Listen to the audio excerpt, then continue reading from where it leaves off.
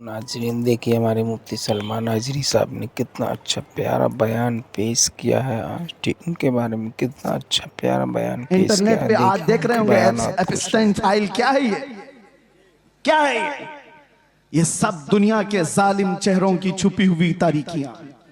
सब ताकत वाले नंगे हैं, तुम उनके पैरोकार ना हो। ये सब बड़े बड़े कुर्सियों पर बैठे हुए अंदर के रेपिस्ट हैं, अंदर के जिनाकार हैं, और ये दुनिया को सबक पढ़ाते हैं अमन का।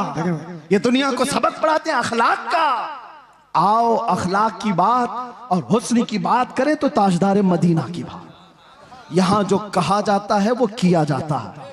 यह नहीं है कि कुर्सी संभालने के बाद कुछ और कहा जाए और अमल कुछ और किया जाए।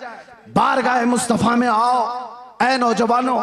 मैं इसीलिए दर्द दिल के साथ पूछ रहा हूं, ये तकरीर कोई सजाई भी नहीं कह रहा हूं, दर्द दिल के साथ पूछ रहा हूं। एक तरफ तुम कहते हो हुस्न वाला वो चेहरा था, फिर तुम्हारा चेहरा क्यों नहीं? तुम हुस्न वाले की पैरवी क्यों नहीं कर रहे? दाढ़ी तुमको चुभती क्यों है? दाढ़ी तुमको डसती क्यों है? तुमको बुरी क्यों लगती है? इसलिए ना कि दुनिया वालों ने ताना देना चाहा कि मुल्ला बन गया, मौलवी बन गया। उनसे डर करके तुमने अपने आप को औरत बनाने के चक्कर में फंस गए। यानी कल को अगर ये तुम्हें कहने लग जाए कि तू बकरा लग रहा है, कपड़े उतार दे, तो नंगे घूमोगे। दुनिया जो कहेगी उस पर अगर अमल करते चले जाओ तो एक दिन ये नंगा बना कर रखेगी, कुत्ता बना कर रखेगी। इसीलिए हम कहते हैं तुम शेर हो, कुत्तों की चाल न चलो। तुम्हें अल्लाह ताला ने खैर उम्मत बनाया, तुम्हें अल्लाह ताला ने खैर उम्मत बनाया। देखना है तुम मुजरा करने वाले, नाटक करने वालों को ना देखो। हमारे नौजवान का कोई आइडियल हो सकता है तो खालिद बिन वलीद है। हमारे नौजवानों का आइडियल हो सकता है तो सलाहुद्दीन अय्यूबी। आप उनको देखो, अरे जीने में मजा कुछ और आ जाए, जीने में मजा कुछ और आ जाए। आप अरे गैरे नथु खेरे बुज़दिलों के वाकयात पढ़ोगे तो वैसी बीमार हो जाओगे।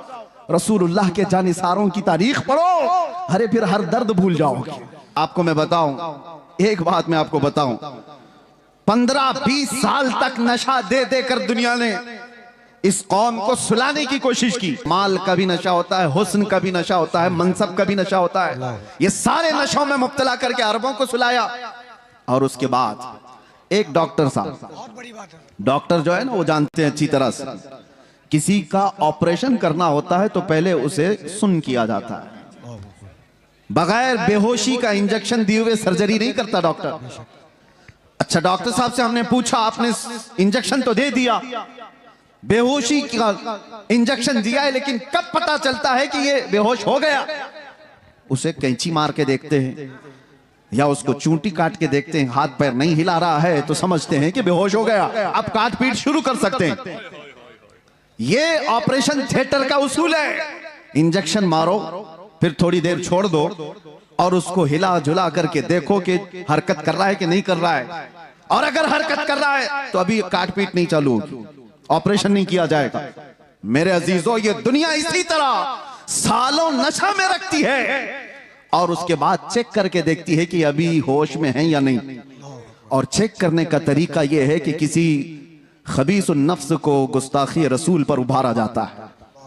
नबी पाक सल्लल्लाहु अलैहि वसल्लम की शान में कोई गुस्ताखी करता है, वो इसीलिए कराया जाता है कि कौम मुस्लिम उम्मत मोहम्मदिया को देखें कि अभी ये होश में है कि मदहोश हो गए, हाथ पैर हिला रहे, आवाजें आ रही या सो गए।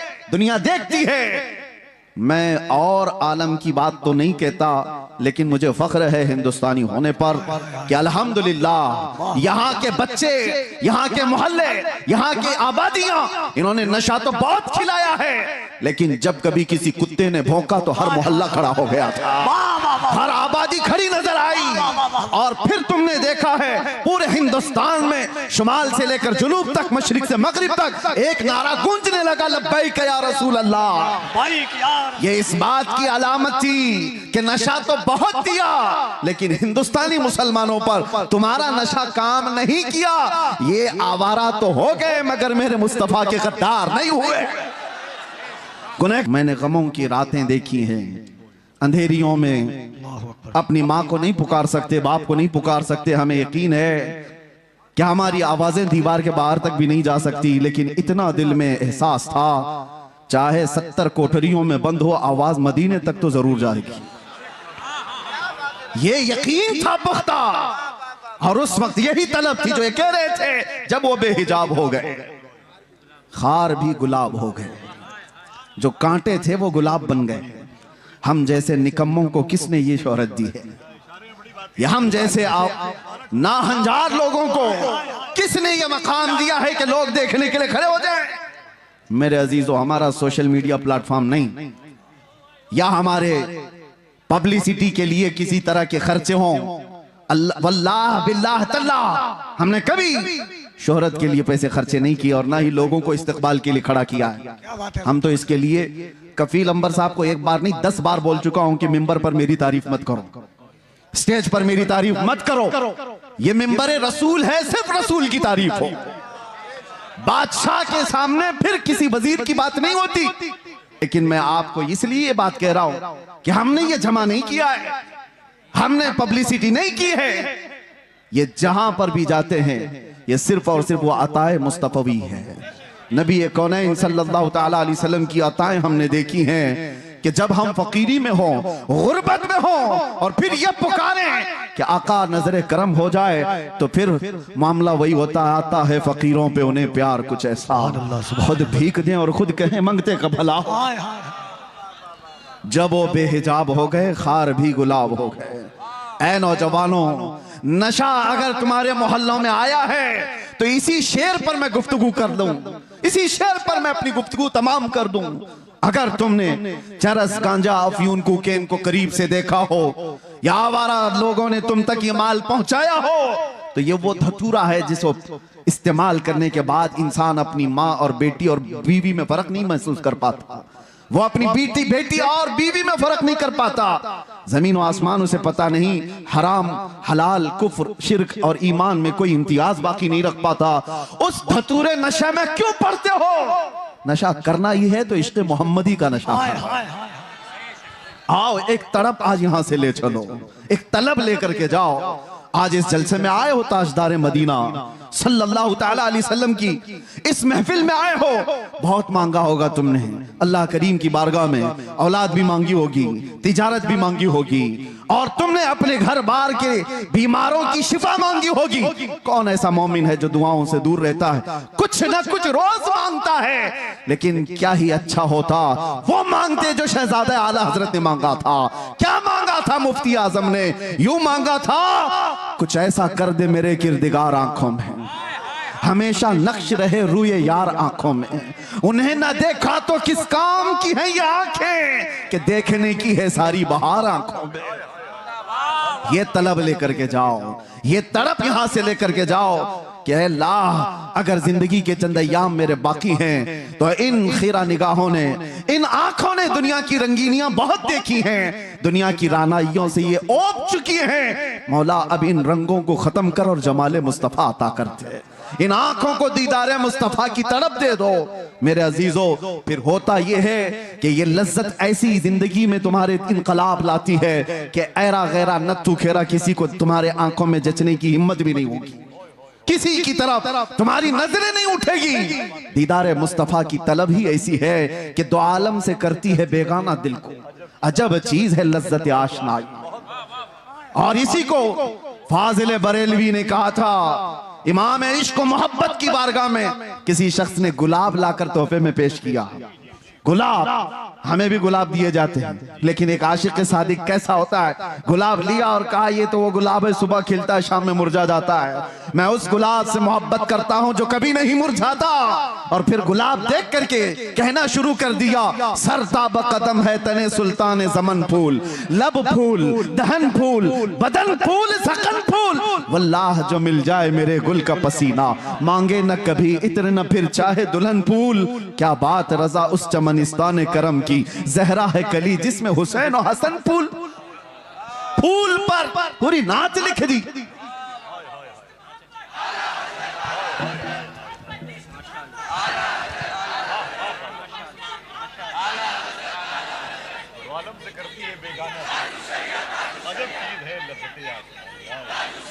तवज्जो, आज हमारी बेचैनियों का इलाज क्या है? हमारी बेकरारियां कहां से दूर हों? कौन दूर करेगा? यह हमारे इफलास का इलाज क्या हो सकता है? आओ बारगाह सिद्दीक अकबर में। सैयदना अबू बकर सिद्दीक रज़ी अल्लाह ताला अन्हु गर्मियों के दिन अपने घर से बाहर निकले हैं और रसूल पाक सल्लल्लाहु ताला अलैहि वसल्लम अपने हुजरे से बाहर निकले। ऐन इत्तेफाक उसी वक्त नबी पाक सल्लल्लाहु ताला अलैहि वसल्लम बाहर आए। हजरत अबू बकर से पूछा, माँ भी कया अबू बकर, अबू बकर क्या हुआ तुम्हें, इस वक्त क्यों आए हो? हजरत अबू बकर ने क्या कहा? भूख की शिद्दत ने मुझे या रसूल अल्लाह बाहर निकाल दिया घर से। तवज्जो चाहता हूं, भूख की शिद्दत ऐसी है या रसूल अल्लाह, बाहर आ गया। थोड़ी देर आगे गुजरे थे, हजरत उमर भी मिल गए। उसी वक्त उनसे भी रसूलुल्लाह ने पूछा, क्या उमर इस वक्त तुम क्यों आए? उन्होंने कहा, शिद्दत भूख की ऐसी है या रसूल अल्लाह, हम बाहर आ गए। ये तो सुनिए आप, ये हदीसें मौजूद है। और फिर हजरत अबू बकर से पूछो, हजरत उमर से पूछो, वो कहते हैं बात यह है कि जब भूख ज्यादा लगती और घर में कुछ नहीं होता, हम जमाले मुस्तफा देखकर भूख मिटा लेते। हुजूर के चेहरे को देखते सारी भूख खत्म हो जाती। हमारी इफलास, हमारी गुर्बत का इलाज वही तड़प है, कुछ ऐसा कर दे मेरे किरदिगार आंखों में।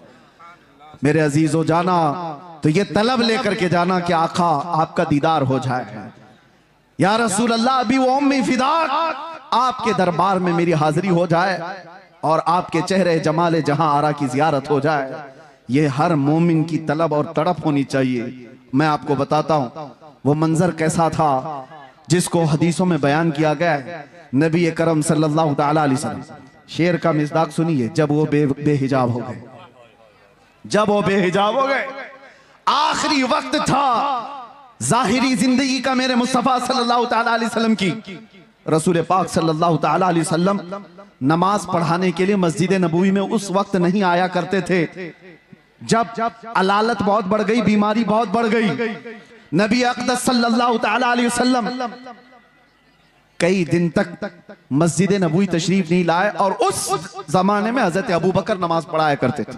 बुखारी शरीफ की हदीस है, हजरत अबू बकर सिद्दीक एक वक्त नमाज पढ़ा रहे थे, मगरिब की अजान हो चुकी है, सारे सहाबा सफे बांध चुके हैं, 3 दिन से ज्यादा हो चुका था, सहाबा ने हुजूर को देखा नहीं था। और उन सहाबा का हाल ये था, बेकरारी, बेचैनी इतनी कि जब तक हुजूर को देखते नहीं थे वो घर जाते नहीं थे। उनके हाल तो ऐसे थे, हजरत आयशा सिद्दीका फरमाती, कई सहाबा ऐसे थे कि वो पलक भी नहीं झपकते थे जब हुजूर को देखते रहते। और हुजूर ने एक सहाबी से पूछा भी, क्यों इतना गौर से देखते हो? वो सहाबी कहते हैं, या रसूल अल्लाह, इसके अलावा दुनिया में देखने की है ही क्या? एक सहाबी हैं, ये भी बुखारी शरीफ में, हुजूर पाक सल्लल्लाहु ताला अलैहि वसल्लम के विसाल के बाद, जानते हो उस सहाबी ने क्या दुआ की? ऐ अल्लाह, मेरी आंखों को नाबीना कर दे। कोई दुआ ऐसे मांगता है, कोई दुआ ऐसे मांगता है। उन्होंने दुआ की और दुआ कबूल भी हो गई, वो नाबीना हो गए, अंधे हो गए। सहाबा ने आकर के उनसे पूछा, ऐसा क्यों किया? वो सहाबी कहते हैं, हुजूर के बाद फिर ये आंखें किस चीज को देखेंगी? कोई दुनिया में ऐसी चीज है जो देखने के काबिल हो? वो अहसनु मिनका लम तरा कत्तु आइन व अजमलु मिनका लम तलिद निसाउ। सहाबा ने जब देखा था मेरे आका को तो यही पुकार कर कहा था। हस्सान बिन साबित मशहूर शायर रसूल हैं, कहते हैं आपसे ज्यादा हुस्न वाला मेरी आंखों ने देखा नहीं। अगर हस्सान बिन साबित को कोई ये कहता, हो सकता है आपने नहीं देखा, आप तो मक्का में रहते हैं, कहीं और होंगे, आपकी आंखों ने नहीं देखा। पहले मिसरे में उन्होंने इतना ही कहा है, वो अहसनु मिनका लम तरा कत्तु आइनी, आपसे ज्यादा हुस्न वाला मेरी आंखों ने देखा ही नहीं। सवाल कोई ये कर सकता कि तुम्हारी आंख ने नहीं देखा तो क्या हुआ, कहीं और होगा? दूसरे मिसरे में जवाब दे दिया, वाजमलु मिनका लम तलिदिन निसा, हकीकत तो ये है आपसे ज्यादा हुस्न वाला किसी माँ ने जना ही नहीं। सहाबा का अकीदा था वो हुस्न जब वो बेहिजाब हो गए, इसी पर तो सहाबा की जिंदगी थी, सहाबा की जिंदगी थी। आपको मैं बताऊं, हम कोई तैयारियां करके तकरीर करने आते नहीं हैं, वक्त ही नहीं रह गया है, वक्त ही नहीं रह गया। बस बारगाह मुस्तफा से जो बुलवा लिया जाए वही उसूल है हमारे लिए। बात तवज्जो, हुजूर अकरम सल्लल्लाहु ताला अलैहि वसल्लम की बारगाह में चल रहे हैं, सहाबा सफ़े लगाए खड़े हैं, मगरिब की अजान हो चुकी है, सिद्दीक अकबर नमाज के लिए। हर नमाज के वक्त सहाबा हुजूर के हुजरे की तरफ देखते थे, अब खुलेगा तब खुलेगा। 3 दिन हो गए, हुजूर का हुजरा खुलता नहीं था।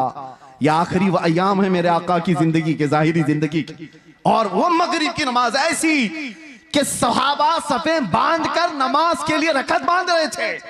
इसी असना में हुजूर का हुजरा खुल गया। नबी करम सल्लल्लाहु ताला अलैहि वसल्लम का हुजरा खुला, पर्दा हटा, हुजूर अपना चेहरा मुबारक बाहर निकालकर सहाबा की सफ़ें देखने लगे। अल्लाहु अकबर। सहाबा कहते हैं कि अन्ना वजहहु वरक़तु मुसहफ़िन। सब सहाबा किबले की तरफ, आज भी जाए आप मस्जिद नबवी, हुजूर का मेहराब इस तरफ है तो हुजूर की जालियां, जो हुजूर का हुजरा था आपके बाएं नजर आएगा। किबला सामने है, हुजरा बाएं है। बुखारी की हदीस है, सारे सहाबा हुजूर के हुजरे की तरफ देख रहे थे हालत नमाज में। और फिर सहाबा ये कहते हैं फहममना अन नफ्ततिन, हमें ये गुमान हो गया कि हम सब जो है उछल कूद करने वाले, रक्स करने वाले, वज्द में आने वाले हैं।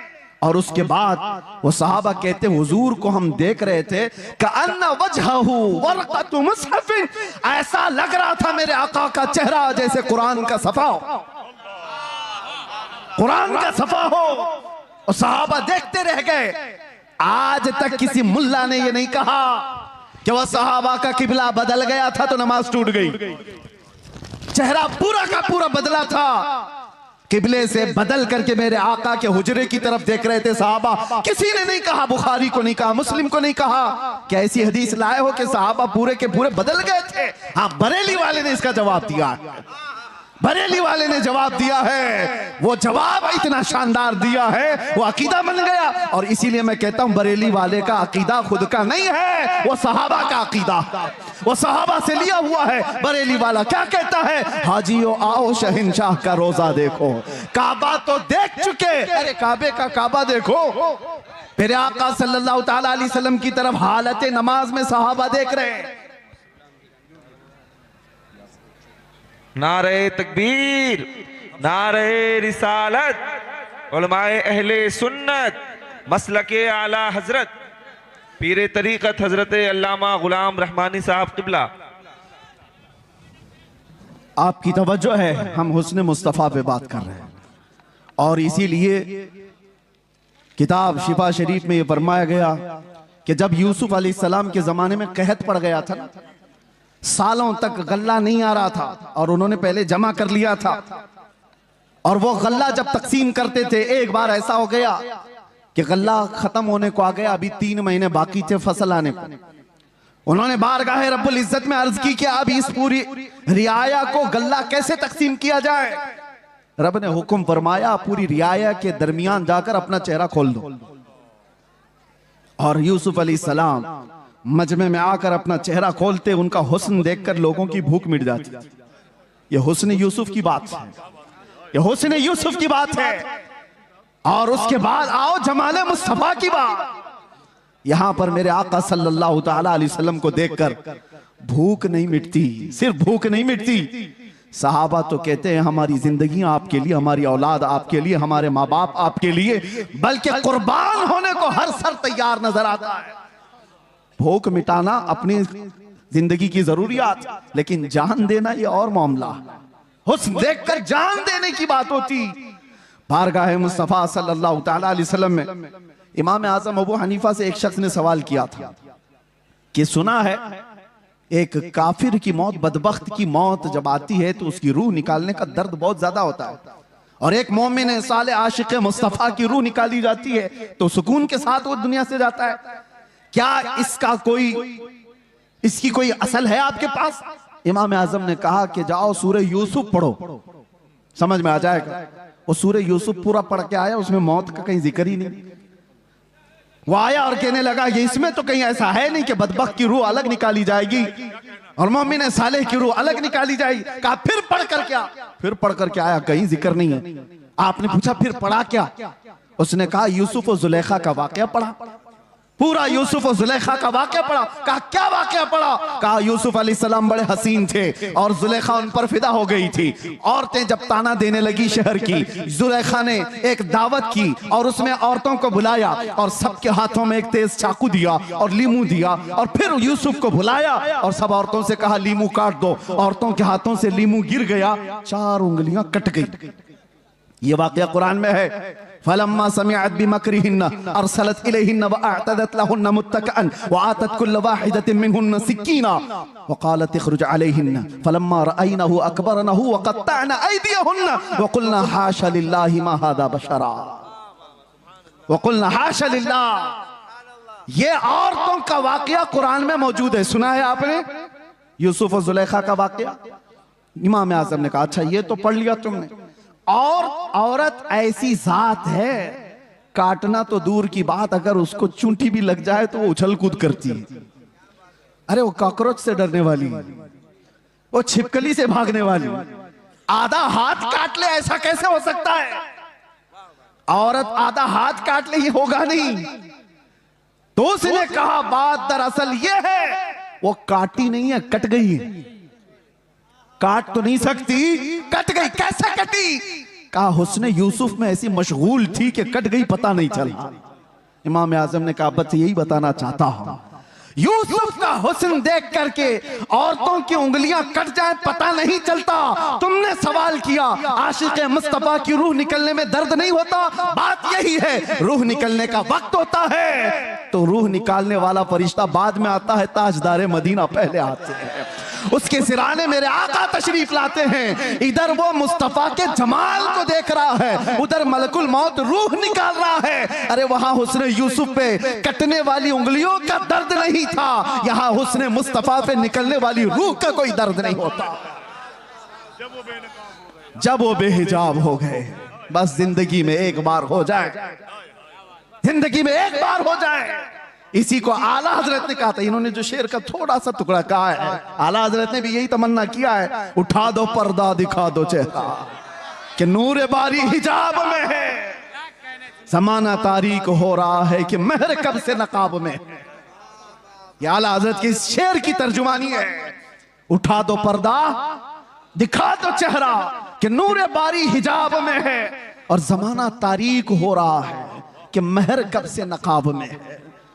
अजीजा निगराम वक़ार, हमारी भी ये तमन्ना हो बारगाह मुस्तफ़ा में। मैं तो ये पढ़ता ही हूँ रोजा कि मेरे आका आओ कि मुद्दत हुई है, तेरी राह में अखियां बिछाते बिछाते, तेरी यादों में तेरी हसरतों में बड़े दिन हो गए घर सजाते सजाते। सुना है आप हर आशिक के घर तशरीफ लाते हैं, मेरे घर में भी हो जाए चरागा। ये तमन्ना लेकर के जाओ। वो सहाबा की जिंदगियां मैं थोड़ी सी मिसाल में बता दूं। वो देखते तो क्या देखते थे, उनकी तलब क्या थी। एक दिन रसूलुल्लाह सल्लल्लाहु अलैहि वसल्लम ने मस्जिद में खड़े होकर के कहा, तुम्हारी दुनिया में से अगर कोई चीजें मुझे पसंद है तो तीन है। हुब्बिबा इलैया मिन दुनियाकुम सलासा, तुम्हारी दुनिया में से मेरे पास 3 चीजें पसंद हैं। पूछा क्या है वो 3 चीजें? मेरे आका सल्लल्लाहु अलैहि वसल्लम फरमाते हैं, जुइलत कुर्रतु ऐनी फिस सलाह, नमाज में मेरी आंखों की ठंडक है। अन्निसाउ वत्तीब, औरतें और खुशबू मुझे पसंद है। हुजूर अकरम सल्लल्लाहु तआला अलैहि वसल्लम ने दुनिया की चीजों में ये 3 बयान फरमाई।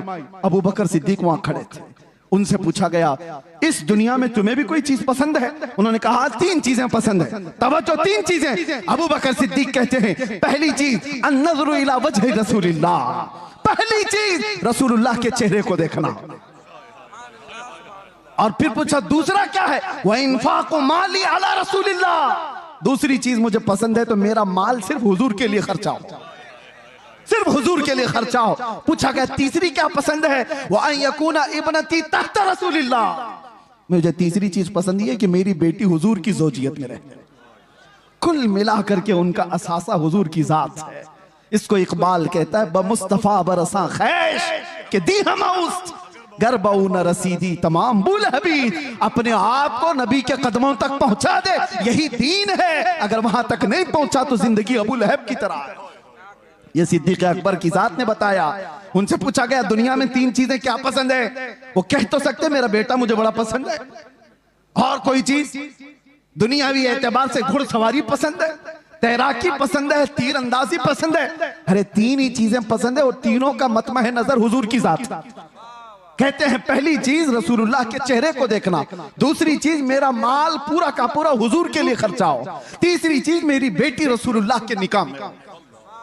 जिंदगी का कुल असासा हुजूर की जात है। और इसको इकबाल की जुबान में सुनो तो कहता है आबरूए मां जना में मुस्तफास्त, हम सब की इज्जत और आबरू हुजूर के नाम से है।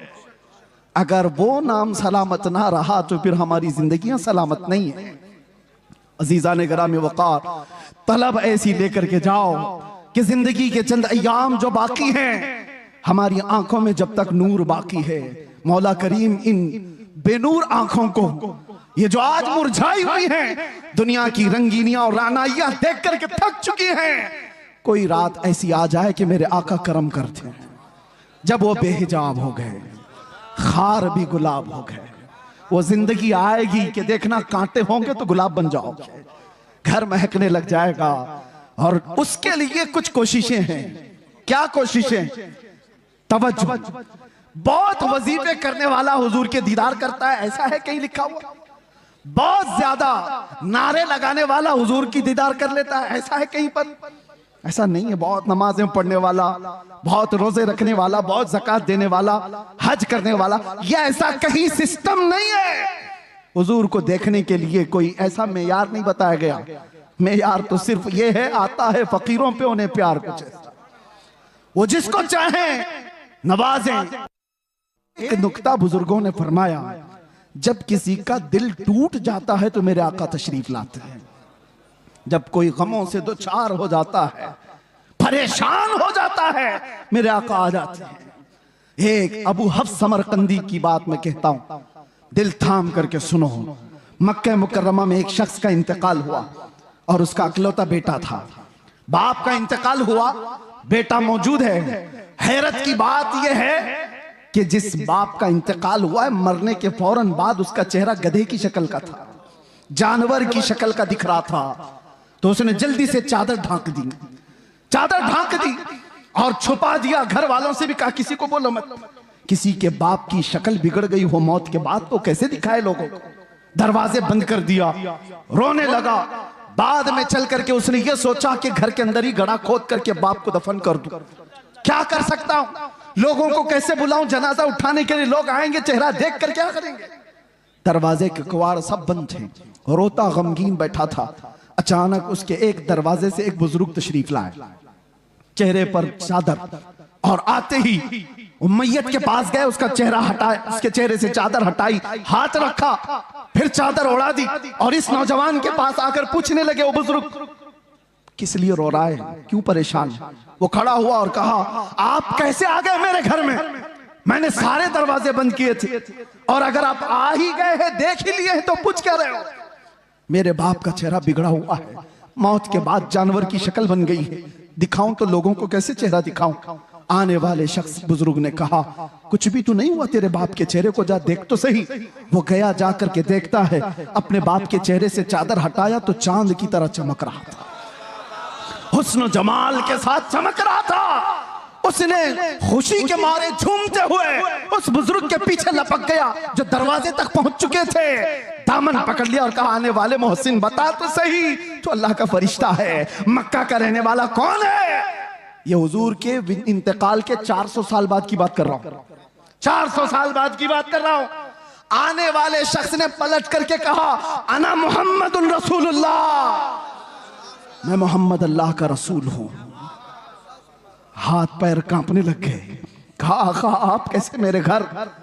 हुजूर फरमाने लगे, बात दर हकीकत यह है कि तेरा बाप कुछ ऐसे गुनाह में मुब्तला हो गया था जो अल्लाह के गजब को उठा दिया।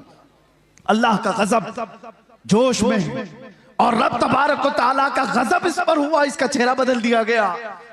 लेकिन एक बात है, तेरे बाप का ऐब मैं तुझे नहीं बताऊंगा, वो कौन सा गुनाह करता था? हुजूर से उसने पूछा, बेटे ने। हुजूर फरमाते हैं, बाप के ऐब हम बेटों को नहीं बताते।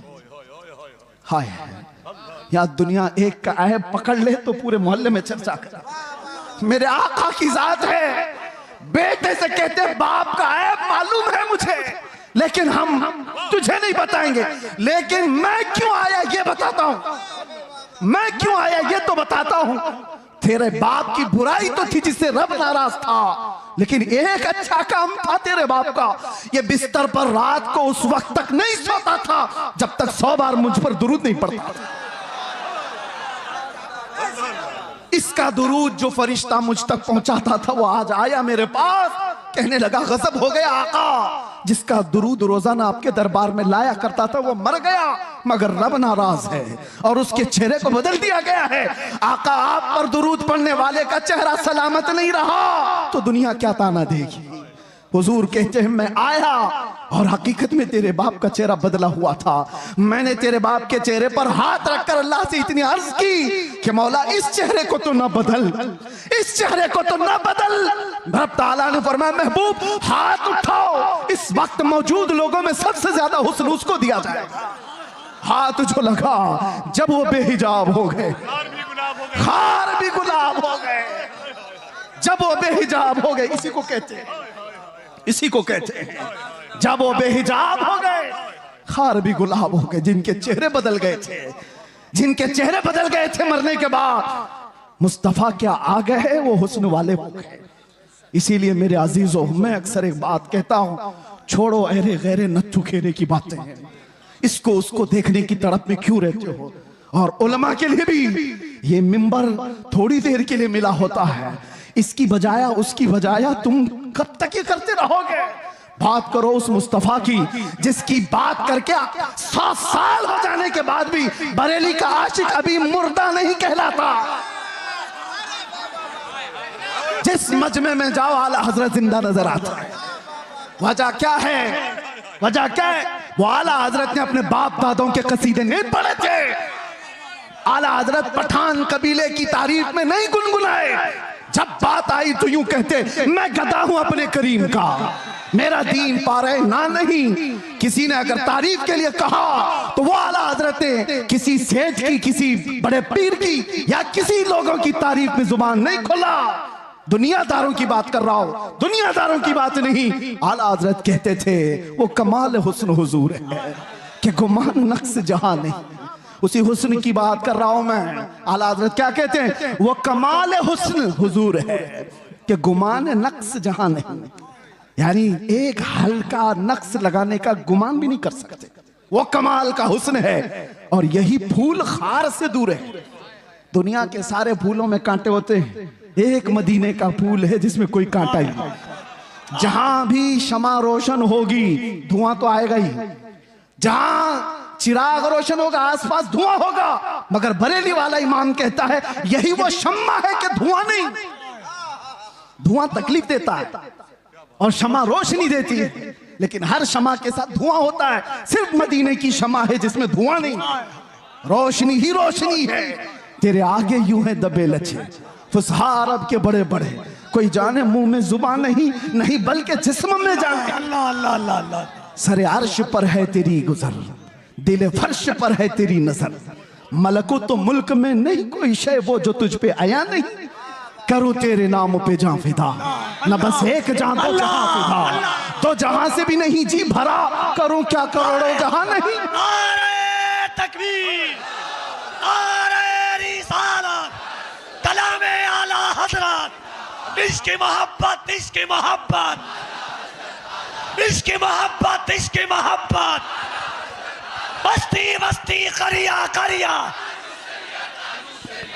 और एक बात, आज यहां पर खड़े होकर के आप कपिल साहब से सुन रहे थे, किसी का नाम मत लो, किसी कुत्ते का नाम हमारे मेंबर से नहीं लिया जाता।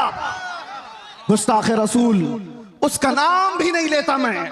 लेकिन एक बात मैं बताऊं, कितनी दिन किया गुस्ताखी, कितने दिन तेरी हयात। ऐसे कीड़े हर जमाने में आ गए, फना हो गए, लेकिन हसन बिन साबित अब भी जिंदा है, काब आज भी जिंदा है, शरफुद्दीन बूसीरी आज भी कसीदे के साथ जिंदा है। हाँ, उन कुत्तों के नगमे सुनाओ जरा जो हुजूर पे भौंकते थे। अबू लहब के कलमे क्या थे, अबू जहल के जुमले क्या थे, उतबा शैबा के जुमले क्या थे। इन गुस्ताखों का जमाने में थोड़ा बहुत चर्चा हुआ होगा, लेकिन कलमे किसी को याद नहीं। क्या गालियां देते थे, किसी ने महफूज नहीं किया। आज भी जो बोला गया वो महफूज नहीं रहेगा।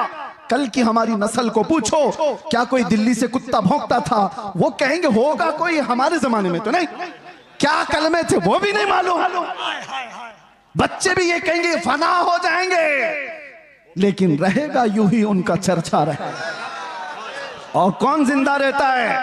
कौन जिंदा रहता है? जो जमाले मुस्तफा का जिक्र करता रहता है। जो डूब गया वो जिंदा है। आज मैं बताऊं आपको, सादी शिराजी और हाफिज शिराजी, सादु और शरफुद्दीन बूसीरी, ये वो लोग हैं जो अपने कलाम के साथ जिंदा है। अरे पढ़ो आज तो आज भी वजद आता है। मुहम्मदुन सय्यदुल कौनैन वस्सक़लैन वल फरीक़ैन मिन उर्ब व मिन अजमी, नबियुल आमिरुन नाही फला अहदुन अबर फी क़ौलि ला मिनहु वला नअमी, हुवल हबीबुल लज़ी तुरजा शफ़ाअतुहु लिकुल्लि हौलिन मिनल अहवाल मुक़्तहिमी, दआ इलल्लाह फलमुस्तमसिकून बिही मुस्तमसिकून बिहब्लिन गैर मुनफसिमी, या अक्रमल खल्क़ि माली मन अलूज़ु बिही सिवाका इंद हुलूलिल हादिसिल अममी, वलन यदीक़ रसूलल्लाहि जाहु कभी इदल करीम तजल्ला बिस्मि मुंतक़िमी, फ़इन्न मिन जूदिक दुनिया व ज़र्रतहा व मिन उलूमिक इल्मल लौहि वल क़लमी, या नफ्सु ला तक़नती मिन ज़ल्लतिन अज़ुमत इन्नल कबाइर फ़िल ग़ुफ़रानि कल्लममी, लअल्ल रहमत रब्बी हीन यक़सिमुहा तअती अला हसबिल इस्यानि फ़िल क़िस्मी, या रब्बी वजअल रजाई गैर मुनअकिसिन लदैक वजअल हिसाबी गैर मुनख़रिमी, वल्तुफ़ बिअब्दिक फ़िद्दारैन इन्न लहू वल्तुफ़ बिअब्दिक फ़िद्दारैन इन्न लहू, औ थुम्मा रिज़ा अन अबी बकर व अन उमर व अन अली व अन उस्मान ज़िल करम, सादिन सईद ज़ुबैर तलहता व अबी उबैदा व इब्न औफ आशिरिल करमी, वल आलि वस्सहबी थुम्मा ताबिईन लहुम अहलि तुक़ा वन नुक़ा वल हिल्मी वल करमी, या रब्बी बिल मुस्तफ़ा बल्लिग़ मक़ासिदना वग़फ़िर लना मा मज़ा या वासिअल करमी। ये किसने कहा था पता है? शरफुद्दीन बूसीरी। लकवा मार चुका था, फालिज हो चुका था, जिस्म हिलता नहीं था, और डॉक्टर ला इलाज करा चुके थे, और बिस्तर पर सोते तो चमड़ी लग जाती थी। बरसों हो गए, कोई इलाज नहीं था। 170 अशार, उसमें तो मैंने थोड़े से पढ़े, अल्हम्दुलिल्लाह इस फकीर का वजीफा है। और इसीलिए भी कि मेरे मुर्शिद हुजूर ताजुश शरिया ने फरमाया था, इसकी इजाजत देते हुए मुझे कहा था हज के सफर में, इसको बाबू पढ़ा करो, इसके रसूल बड़ा करेगा। वजीफा है, और बल्कि कितने औलिया को इससे विलायत मिली। सुनिए, ये तो मैंने चंद अशार पढ़े, लेकिन शरफुद्दीन बूसीरी 170 अशार लिखे थे। और हुआ क्या था? दर्द का मारा, दुनिया का बेसहारा, और जब बीमारी का मारा पुकारता है तो वो आ ही जाता है। आए ख्वाब में, कहा बूसीरी वो सुनाओ जो तुमने लिखा था। कौन आए? जाने जाना आ गए, मुस्तफा करीम आ गए। अरे देख करके ही बीमारियां खत्म हो जाए, फिर हाथ रख दे दो क्या हो जाए? देख करके ही बीमारियां खत्म हो जाएं, हाथ रख दे तो फिर क्या हो जाए? शरफुद्दीन बूसीरी ने कहा, आका सारे तबीबों ने ला इलाज कह दिया, क्या करूं? हुजूर ने हाथ फेरा और कहा कुछ नहीं हुआ, आता है फकीरों पे उन्हें प्यार कुछ। चादर भी दे दी। बुर्दा इसीलिए कहा जाता है उसको, अरबी में बुर्दा चादर को कहते। अरे ख्वाब की बात ख्वाब की होती है, लेकिन मेरे मुस्तफा जब ख्वाब में आते हैं ना, तो ख्वाब नहीं हकीकत होती। उठे तो घर महक रहा था खुशबुओं से, और गोद में वो चादर भी पड़ी हुई थी जो ख्वाब में मेरे आका ने दी थी। खड़े होने की कोशिश किए तो हाथ भी सलामत, पैर भी सलामत, ना लकवा ना फालिज, कुछ नहीं। एक रात मेरे आका आ गए, बिस्तर पर पड़ा हुआ बरसों का मरीज उठ गया। इसी को कहा जब वो बेहिजाब हो गए, खार भी गुलाब हो गए। जब वो बेहिजाब हो, जब वो बेहिजाब हुए, जब और जिसके पास वो बेहिजाब हुए, अबू बकर को सिद्दीक बनाया, उमर को फारूक बनाया, जब वो बेहिजाब हुए तो उस्मान को ज़ुन्नूरैन बनाया, और जब वो बेहिजाब हुए तो अली को शेर खुदा बनाया। जब वो बेहिजाब हुए, गिरतों को उठाया है। एक अरब ने आदमी का बोलबाला कर दिया, खाक के जर्रों को हमदोशे सुरैया कर दिया। खुद न थे जो राह पर औरों के हादी बन गए, क्या नजर थी जिसने मुर्दों को मसीहा कर दिया। अल्लाह अल्लाह अल्लाह। और फिर गुस्ताखों की जिंदगियां लंबी नहीं होती, गुस्ताखों की जिंदगियां लंबी नहीं होती। और जो हुजूर की शान में भौंकता है ना, एक लिख के बात रख लो, जिंदगी भर वो छुप छुप के घूमता है। यहीं पे नहीं, पहले से रिकॉर्ड यही है, पहले से रिकॉर्ड यही है। वजह यह है कि भौंकने वाले कुत्ते को यह पता होता है बाहर शेर टहल रहा, भौंक तो लिया अंदर बैठकर।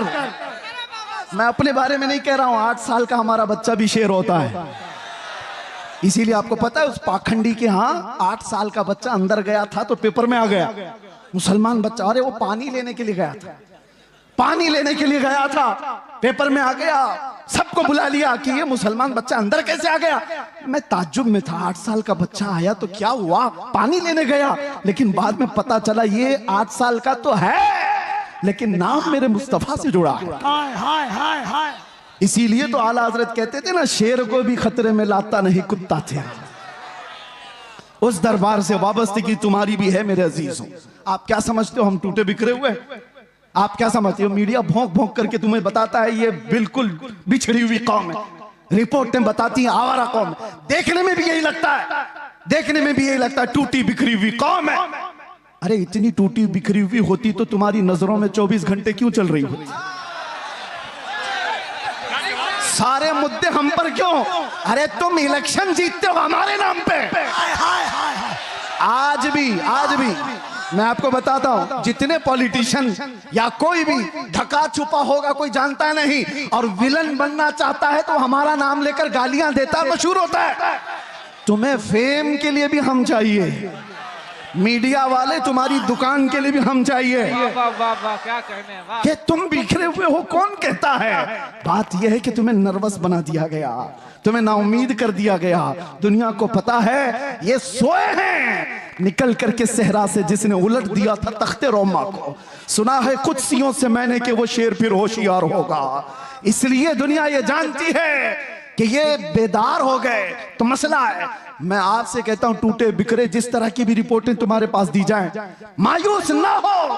अल्लाह ने तुम्हारे पास आज भी इश्क रसूल की दौलत दे रखी है। ये दौलत वो है जो कायनात की सबसे बड़ी दौलत है। और इसीलिए मैं कहता हूं आ जाओ सारी जगहों से समेट करके। आज इंटरनेट तुम्हारी आंखों को खरीदना चाहता है, तुम्हारे अखलाक का कत्ल करना चाहता है, और यहाँ लड़कियां तुम्हारे सामने नंगी नछा करके तुम्हारे ईमान का सौदा कराना चाहता है। अजीजो, इन चीजों के लिए तुम्हारी आंखें नहीं है, इन चीजों के लिए तुम्हारी आंखें नहीं। खालिद बिन वलीद एक लश्कर लेकर के एक किले के फतह करने के लिए गए थे और ईसाई मुकाबला करने को तैयार नहीं थे। मुहासरा कई दिन तक चला। बाद में ईसाई पादरी ने चाल क्या चली थी, आकर के खालिद बिन वलीद से कहा हम लड़ेंगे नहीं, आप अपनी फौज को लेकर 3 दिन के बाद बाजार से गुजरते हुए हमारे किले तक आ जाइए, सही सलामत आ गए तो चाबियां आपके हवाले। खालिद बिन वलीद ने शर्त मंजूर कर ली, मगर उन खबीसों ने चाल ये रची थी 3 दिन के अंदर सारे मुल्क से हसीन तरीन लड़कियों को आधे कपड़ों में लाकर बाजार में खड़ा कर दिया, दौलत के अंबार बिछा दी।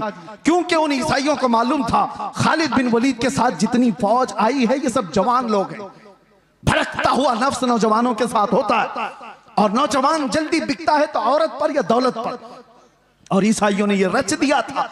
3 दिन के बाद खालिद बिन वलीद जैसी बाजार में कदम रखे, शर्त के मुताबिक नजर पड़ी और यहाँ लड़कियों पर खड़े हो गए और पलट करके गुलामान मुस्तफा को जो उन्होंने तकरीर की थी, अल्लाह अल्लाह, ये कहा था ऐ गुलामान मोहम्मद आज तुम्हारे इम्तिहान का दिन है, अगर कदम डगमगाए तो कयामत तक फटकार बरसेगी, और सलामत रहे तो अल्लाह के यहाँ महबूब कहलाए जाओगे। उन्होंने पूछा मैं करना क्या है? कहा वही करो जो मेरे मुस्तफा करते थे। कहा क्या करना है? मेरे आका जब बाजार में चलते थे तो अपनी नजरें नीची रखते थे, बस इस पर अमल करो और निकल जाओ। एक जुमला था खालिद बिन वलीद का, वो फौज पूरी निकल कर चली गई, लड़कियां अपनी तरफ बुलाती रही। मैं वो सोच करके हैरत ज़दा हूं, इश्क मोहम्मदी में डूबा हुआ नौजवान किसी आवारा हसीना के पीछे कैसे जा सकता है? औरतें उनको फरिफ्ता करने लगी, उभारने लगी, लेकिन तारीख में लिखा है वो नौजवान उस बाजार से ऐसे गुजर रहे थे कि अगर उनके सरों पर अंडा भी रख दिया जाए तो ना गिरता। इस तरह से गुजरते गए फौज की हरकतों के साथ। ईसाई तो वहां खुशियां मना रहे थे, सब इसमें लहू और लहब में मसरूफ हो चुके होंगे, औरतों में दौलत में मसरूफ हो चुके होंगे, लेकिन सही सलामत खालिद बिन वलीद जब किले के पास आ गए तो हैरत में थे। चाबियां दी और ईसाई पादरी ने पूछा खालिद बिन वलीद से कि बताओ खालिद ये कौन सी फौज जमा की है, ये हमने हर तरह का हुस्न लाकर रख दिया था, तुम्हारा कोई नौजवान देखने को तैयार नहीं।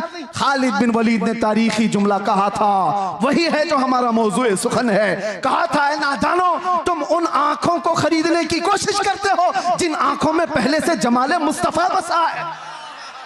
जो हुस्ने मुस्तफा को देखी हुई आंखें हैं, वो दुनिया को क्या नजर से देखेंगी जब वो बेहिजाब हो गए, खार भी गुलाब हो गए। आज़म की दुआ याद रखो, कुछ ऐसा कर दे मेरे किरदगार आंखों में, हमेशा नक्श रहे रूए यार आंखों में। उन्हें न देखा तो किस काम की है ये आंखें, कि देखने की है सारी बहार आंखों में। और सुनो एक आशिक सादिक की तमन्ना, अरे कब्र में जाने के बाद मुनकर नकीर हर एक से सवाल करेंगे, झिझोड़ कर उठाएंगे, पूछेंगे बताइए सवालात के जवाब। लेकिन मुफ्ती आजम कहते हैं, फरिश्ते जो पूछें कब्र में किसकी उम्मत हो, क्या कहते हो जवाब में, क्या कहेंगे? फरिश्ते जो पूछें कब्र में किसकी उम्मत हो, वो कहते हैं लो देख लो कि है तस्वीर यार आंखों में, लो देख लो कि है तस्वीर यार आंखों में। मेरे अजीजों, आंखों में बसा हो तो सिर्फ जमाले मुस्तफा, इसके अलावा कोई और चीज नहीं। आओ अब मैं जुमले खत्म करते हुए उन उशाकान मुस्तफा की बारगाह में हाजिरी देते हैं जो हुजूर के दरबार में दस्तक दे करके भी बुलंदी को पहुंच गए थे। पहुंचे नहीं सहाबा, जो सहाबा जिंदगियां दिए हैं लेकिन बाद में आने वाले सिर्फ दस्तक दिए हैं और फिर भी बुलंदी को पहुंचे। सादी शिराजी ने कहा था, बलगल उला बि कमालिही कशफत दुजा बि जमालिही हसनत जमीउ खिसालिही सल्लु अलैहि व आलिही। ये एक शेर इतना मकबूल हुआ था कि सादी शिराजी ने कहा था, बलगल उला बि कमालिही, आका अपने कमाल से सबसे बुलंदियों पर पहुंचे। एक दूसरे फारसी शायर हैं, वो कहते हैं, सादी ने कहा था रसूलुल्लाह बुलंदी पर पहुंचे, और मेरे आका ने सादी को फारसी में इतना बुलंद किया कि कोई उसके कदम तक भी नहीं पहुंचता। जो उनकी तारीफ किया इतना बुलंद हो गया, जो तारीफ किया वो बुलंदी पर पहुंचा। आला हजरत इश्क रसूल की बुनियाद पर हमारे सरों के ताज हमारे दिलों के ऊपर राज करते हैं, इसीलिए दूसरी बातें ना लाओ, इधर उधर की बात क्यों करें। हम जमाले मुस्तफा की। हजरत जाबिर बिन समुरा कहते हैं, एक दिन 14वीं की रात थी, मैं घर से निकला, मस्जिद नबवी के पास आया, अचानक देखा मेरे आका हुजरे से बाहर निकल रहे हैं। सुर्ख धारीदार जुब्बा था और उस पर चमकता हुआ गुलाब जैसा चेहरा था। फिर क्या, जाबिर बिन समुरा कहते हैं, एक बार मैं हुजूर के चेहरे को देखता था, फिर चांद को देखता था, फिर हुजूर को देखता था, फिर चांद को देखता था, और यह सोचता था कि चांद ज्यादा हुस्न वाला है या हुजूर का चेहरा ज्यादा हुस्न वाला है। ये बरेलवियों की बात नहीं कह रहा हूं, सहाबी रसूल की बात कर रहा हूं।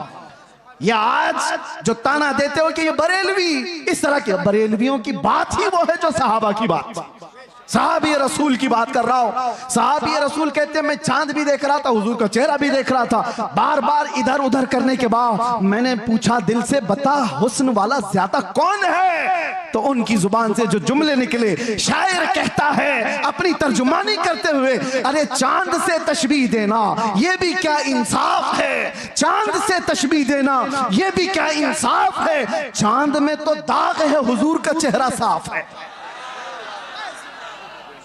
चांद में तो दाग है, हुजूर का चेहरा साफ है। ये सहाबा का अकीदा था, ये सहाबा का मामूल था। वो हुस्न वाला अगर किसी को मानते तो मेरे आका को। अब आखिरी आज से दिल पर हाथ रख करके बताओ, तुम्हारा ये ईमान है, तुम्हारा ये यकीन है, तुम्हारा ये मानना है कि इस कायनात में सबसे ज्यादा हुस्न वाला चेहरा मेरे आका का था? सब मानते हो? ईमान है सबका, यकीन है सबका, हुजूर का चेहरा सबसे हसीन था। तो फिर अपने चेहरे पर भी हाथ रख करके देखो, उस हुस्न वाले की पैरवी क्यों नहीं किया?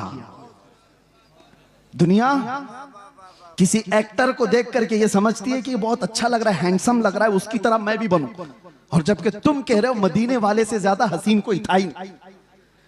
तो ये मुजरा करने वाले, नाटक करने वाले तुम्हारे आइडियल कैसे हो सकते हैं, जिनको देखने के बाद औरत और मर्द का पता नहीं चलता?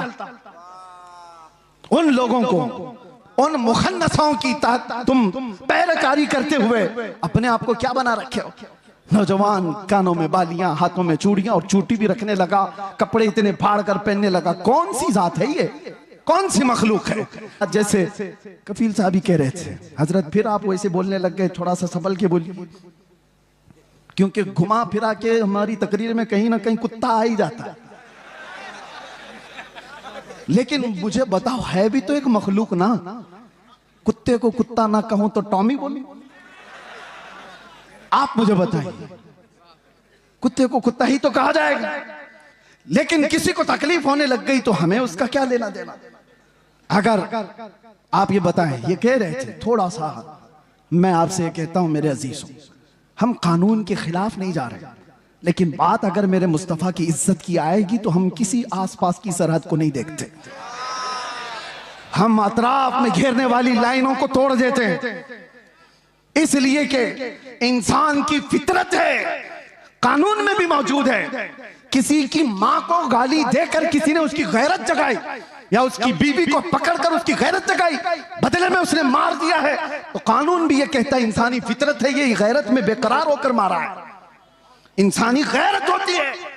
मैंने ये पढ़ा है बहुत सारे कानूनों में, फिर पता चला अरे इंसान को मां की गैरत हो सकती है, बीवी की गैरत हो सकती है, 1000 माओं से ज्यादा मोहब्बत करने वाले रसूल के लिए क्यों नहीं हो सकती? हमारी गैरत रसूलुल्लाह के लिए क्यों नहीं हो सकती? और इसीलिए कहा है हमारे सहाबा ने जो हमें मसलक दिया था वो यही था, वो सारी गैरत रसूलुल्लाह के लिए रखते थे, मेरे आका के लिए। एक साहबी है जिनका बाप मुनाफिक था, अब्दुल्ला बिन उबई, उसने हुजूर को सिर्फ इतना, हुजूर के सहाबा को इतना कहा था, ये जिल्लत वाले लोग हैं जो मदीने में आ गए, हम इज्जत वाले लोग हैं और हम इन जलीलों को निकालेंगे मदीने से। उसने झगड़े में ये बात कही थी, मुनाफिक था। गज़वा बनु मुस्तलक से लौटने के बाद बेटे ने सुन ली, बेटे को पता चला कि बाप ने ऐसी बातें की है, तो बेटा आया और उसके बाद मदीना इंटर होने से पहले बाप का रास्ता रोककर खड़ा हो गया। कहा तुमने ये कहा रसूलुल्लाह के सहाबा को कि ये हिजरत करके आए हुए मक्का वाले जलील लोग हैं, हम मदीने वाले इज्जत वाले लोग हैं, हम इनको जलीलों को निकालेंगे। बाप ने कहा अरे तू मेरा बेटा है, तू पूछ रहा है? हाँ पूछूंगा, इसलिए कि अब तू मेरे बाप की मंजिल पर नहीं, गुस्ताखे सहाबा की मंजिल पे, रसूलुल्लाह के जानिसारों की गुस्ताखी। कहा रास्ता छोड़ दे। बेटे ने कहा कसम रब्बे जुल जलाल की, उस वक्त तक तुझे मैं मदीने में दाखिल होने नहीं दूंगा जब तक तू अलल ऐलान ये नहीं कहेगा कि मैं जलील हूं, रसूलुल्लाह के सहाबा इज्जत वाले। उस सहाबी ने जब तक उसे बाप को मदीने आने नहीं दिया, जब तक उसने ये नहीं कहा चलो रास्ता छोड़ दो, मैं जलील हूं, रसूलुल्लाह के सहाबा इज्जत वाले। हाँ ये सारे पिलपिले एक दिन बोलेंगे, सारे बुज़दिल एक दिन बोलेंगे कि हम झूठे थे और रसूलुल्लाह के दीवाने सच्चे थे। बस मेरे अजीजों, यहां पर इतनी खामोशी है, फिर आप कह रहे हो कुछ देर की खामोशी।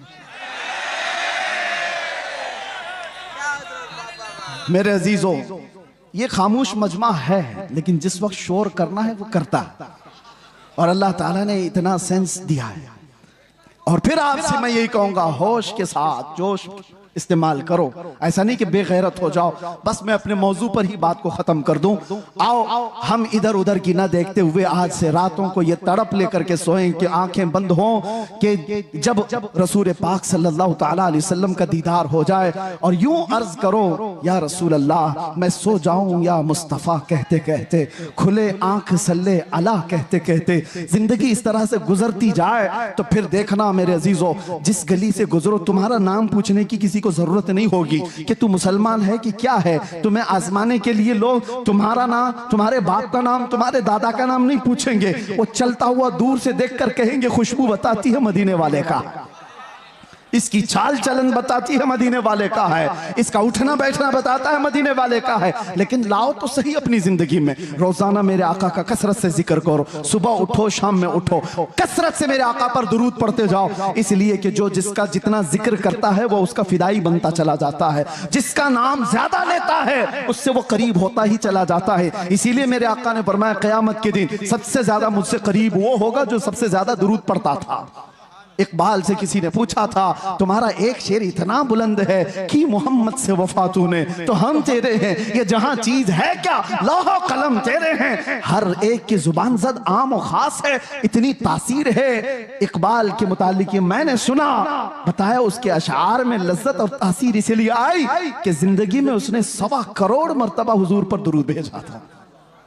बात मेरे मुस्तफा की आए तो नौजवानों को इतनी बात याद रखनी चाहिए, हम सबसे ज्यादा माँ बाप भाई बहन रिश्तेदार सारी दुनिया से ज्यादा हुजूर से जब तक मोहब्बत ना करे ईमान कामिल नहीं।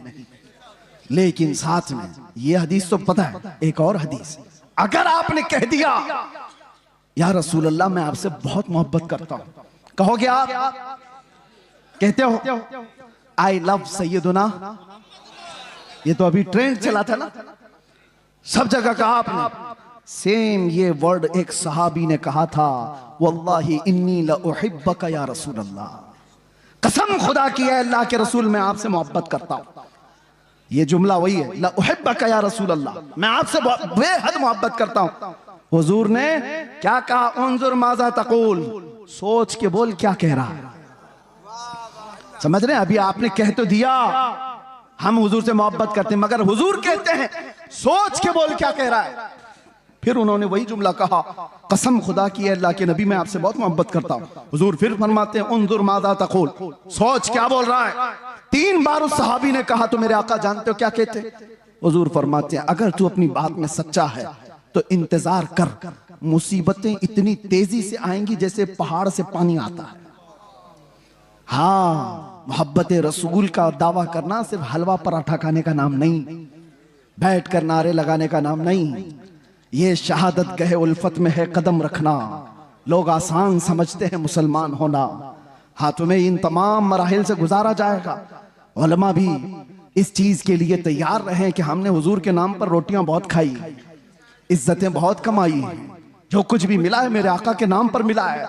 लोग मेरी जो तारीफ कर रहे हैं मौलाना कि जेल काट करके आ गए हुजूर के नाम पर, इज्जत रसूल के नाम पर, ये कुछ नहीं था, उशरे अशीर भी नहीं कहा जा सकता। वो अइम्मा इज़ाम है।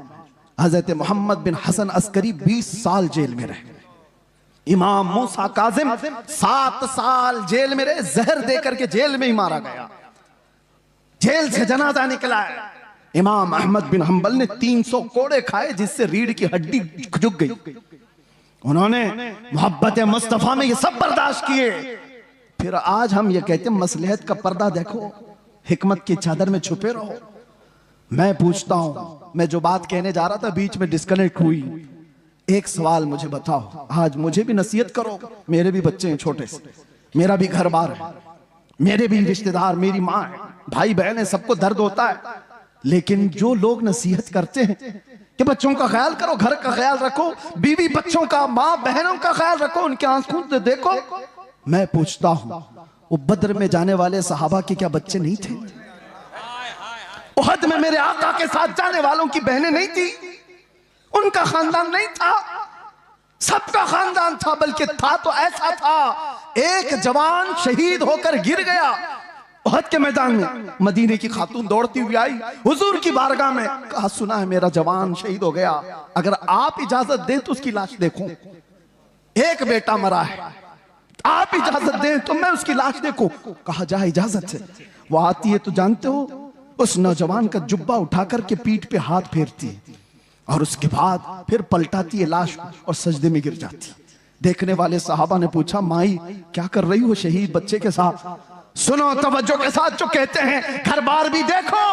वो खातून कहती है जब मेरा लाल निकल रहा था मैंने इसे नसीहत की थी कि बेटा अगर हुजूर पर कोई सख्ती आ जाए, जंग भारी पड़ जाए तो पीठ फेर कर भागना मत, अगर भागते हुए मारा गया तो मैं अपना दूध भी माफ नहीं करूंगी।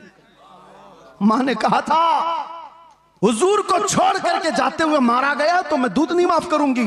और फिर मुझे पता चला उहद के मैदान में जंग सख्त हो गई थी, लोगों के पांव उखड़ गए थे, कुफार गालिब आ गए थे। मेरा दिल डोलने लगा, कहीं मेरा बच्चा भागा हुआ तो नहीं हुजूर को छोड़कर। मैं दौड़ती हुई आई, रास्ते में किसी ने कहा नहीं शहीद हो गया है। फिर बेचैनी बढ़ी, भागते हुए तो नहीं मरा, भागते हुए तो नहीं मरा, मैदान में सिर्फ मुझे यही देखना था कि हुजूर को छोड़कर भागते हुए तो नहीं मरा था। आकर के मैंने लाश को पलटकर पहले उसकी पीठ पर हाथ फेरकर इसीलिए देखा कि पीछे से तीर तो नहीं लगे। अल्लाह का शुक्र बजा लाते मैं सजदा कर गई, इसलिए कि मेरा बेटा मरा है, सारे जख्म सीने पर लेकर मरा है। ये दो आलम से करती है बेगाना दिल को, अजब चीज है लज्जत आशनाई। लोग ये कहते हैं हम मसलहतें और हिकमतें क्यों नहीं देखें। जरूर अल्लाह ने फरमाया तदबीर करो, लेकिन जब मेरे मुस्तफा की बात आए तो सहाबा भी तो आइडियल है। बताओ मुझे कहने वालों, मेरी जिंदगी की क्या वकात, मैं कौन सा अहम आदमी हूं जो बच जाऊं तो लोगों का भला हो। मैं ये कहता हूं 1000 दर्जे बेहतर थे रसूलुल्लाह के नवासे इमाम हुसैन। उनका जीना पूरी उम्मत के लिए कितनी बड़ी नेमत, कितना बड़ा कमाल था, मगर उन्होंने जिंदगी बचाने की कोशिश नहीं की, मेरे मुस्तफा के दीन बचाने की कोशिश। जब वक्त पड़े नौजवानों समझौते में ना जाओ, कल क़यामत के दिन तुमसे भी पूछा जाएगा। तुम जिसके हुस्न के दिलदादा थे, मोहल्लों में बैठ करके नारे लगाते थे, आका की बारगाह में जब भी मदीने जाता हूं तो रोना आता है इस बात को लेकर के कि कहीं मैं सलाम करूं और ये ना पूछा जाए उस जगह से आ रहा है तू जहां से रोज मुझे गालियां दी जाती है। डर लगता है आज, इसीलिए हमारे जज्बात बेकाबू होते, इसलिए हम ज्यादा बोलते हैं, तल्ख लहजे में इसीलिए बोलते हैं, सख्त लहजे में इसीलिए बोलते हैं। बारगाह मुस्तफा में जाने के बाद शर्म से पानी पानी होते हैं, क्या कहें। हकीकत बात है मेरे अजीजों, हमने कोई दिफा नहीं किया, कोई मुसीबतें नहीं उठाई, बहुत मिठाइयां खाई, बहुत अच्छे खाने खाए हैं, अच्छी जगहों पर रहे हैं। उनके बाद पर जिन्होंने तकालीफ उठाई वो सहाबा का मामला था, वो सहाबा का मामला था। उनको कुरान ने यूं ही नहीं कहा रज़ियल्लाहु अन्हुम व रज़ू अन्हु। हजरत अबू हुरैरा कहते हैं एक जंग में हम ऐसे गए थे हुजूर के साथ कि हमारे पैरों के पूरे नाखून उखड़ गए थे, पैरों में हमने कपड़े बांधे थे, ग़ज़वा ज़ातुर रिक़ा उसको कहा जाता है, पैरों के अंदर पूरे नाखून उखड़ गए थे। उस वक्त हुजूर ने पूछा था जो जाना चाहे पीछे जा सकता है। सहाबा ने जोश में कहा था आका आप तो यहां तक लाए, मुल्क यमन तक भी आप ले जाए, हम पीछे पलट कर नहीं देखेंगे, पीछे पलट कर नहीं देखेंगे। वो सहाबा थे जो मेरे आका के लिए जीते थे, उनका जीना मरना सब कुछ रसूलुल्लाह के लिए था। और फिर उन्होंने ये ऐलान किया था आका की बारगाह में कि या रसूल अल्लाह। एक साहबी उनके हाथ की नस कट गई और खून बहता हुआ हुजूर के जिस्म पर आया था, हुजूर के जिस्म पर। और जब हुजूर पाक सल्लल्लाहु अलैहि वसल्लम उनके हाथ पर हाथ रखकर पट्टी करने लगे, अरे दर्द के मारे तलवार का जख्म खाया हुआ आदमी बिलबिलाता है, वो मुस्कुरा रहे थे, जंगे खंदक में मुस्कुरा रहे थे। हुजूर ने देखा और कहा क्यों मुस्कुराते हो। कहा या रसूल अल्लाह कुल्लु मुसीबतिन बादक जुललुन, आपके होते हुए हर मुसीबत छोटी है, हर जख्म हल्का है। जब वो बेहिजाब हो गए खार भी गुलाब हो गए, बस देर इस बात की है कि एक दिन वो आ जाए मेरे आका बेहिजाब हो जाएं, इस प्यासी उम्मत की बेताबी मिट जाएगी। यकीन जानो मेरे अजीजों किसी और की तलब न रखो, आज के दिन तुम्हें उठाने वाला आपको ये आएगा नहीं। हो सकता है नोचने वालों की तादाद ज्यादा है, तुम्हारे जेबों पर नजर रखने वालों की तादाद ज्यादा है, यहाँ लूट खसोट की दुनिया चल रही है, हर कोई अपने अपने हलकों के चक्कर में पड़ा हुआ है। एक बात याद रखो, छोड़ो ये सारे तमाशे, बारगाह मुस्तफा की तरफ लो लगाओ।